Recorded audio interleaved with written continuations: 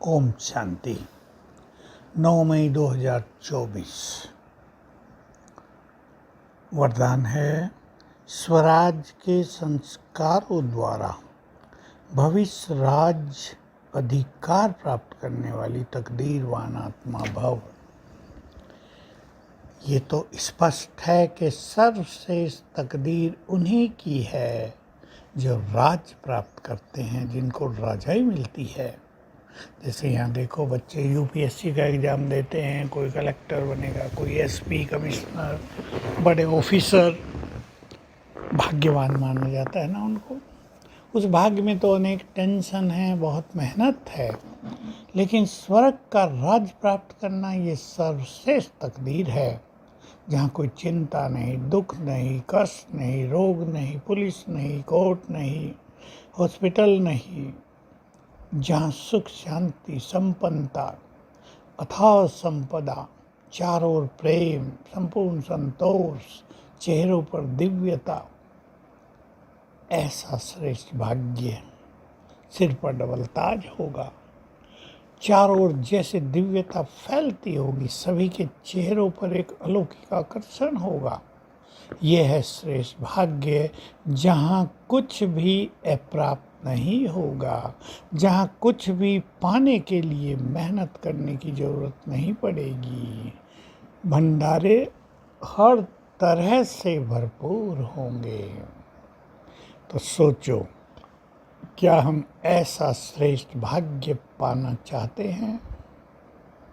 यदि हाँ, तो हमें स्वराज्य अधिकारी बनना है और लंबे समय तक बनना है, ताकि वो हमारे संस्कार बन जाएं। मैं आत्मा भ्रकुटी सिंहासन पर विराजमान हूँ, इस देह की मालिक हूँ। अभ्यास बढ़ाते चलें। मन बुद्धि संस्कारों की मालिक हूँ, कर्मेंद्रियों की मालिक हूँ।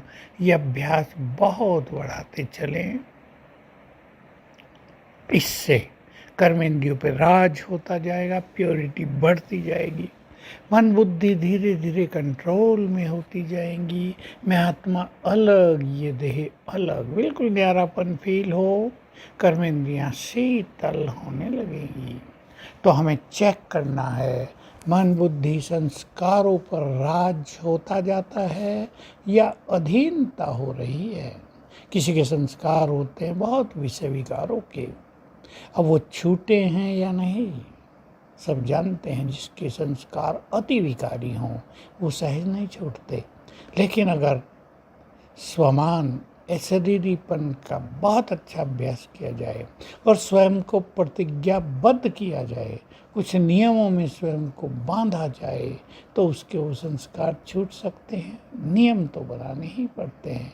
ये नहीं करेंगे, ये नहीं देखेंगे, ऐसे उठेंगे, ऐसे बैठेंगे, ऐसे सोएंगे, ऐसे जगेंगे। और चेक कर लें, किसी के क्रोध के संस्कार होते हैं, अब उसकी अधीनता तो नहीं है। अधीनता किसे कहेंगे? चाहते नहीं हैं पर क्रोध आ जाता है, ये अधीनता है।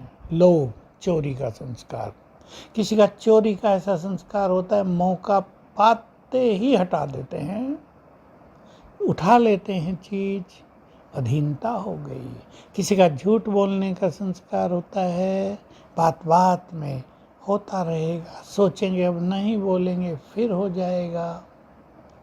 भिन्न भिन्न संस्कार, किसी का रोने रूसने का, किसी का जिद करने का, किसी के मन को भटकाने का, किसी को बुद्धि में व्यर्थ भरने का।